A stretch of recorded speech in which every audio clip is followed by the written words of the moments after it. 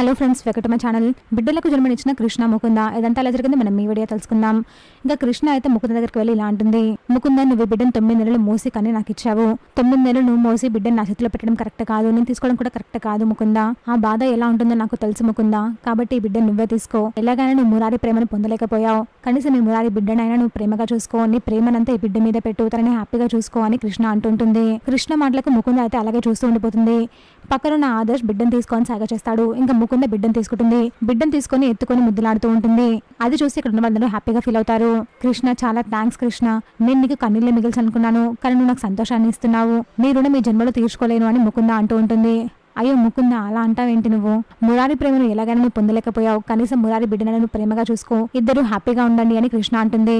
నా జీవితం ఇంతతో సమాప్తం అయిపోయింది కృష్ణ, నేను ఒక బిడ్డకు జన్మనిచ్చాను, నేను తల్లినయ్యాను, నా జీవితానికి ఇంకేది చాలు అని ముకుంద అంటుంది. చూసాగా ఫ్రెండ్స్, మరి ఏం జరగబోతుందో. ఇలాంటి జెన్యూన్ అండ్ అప్డేట్స్ కోసం మా వీడియోకి లైక్ చేసి ఛానల్ సబ్స్క్రైబ్ చేసుకోండి.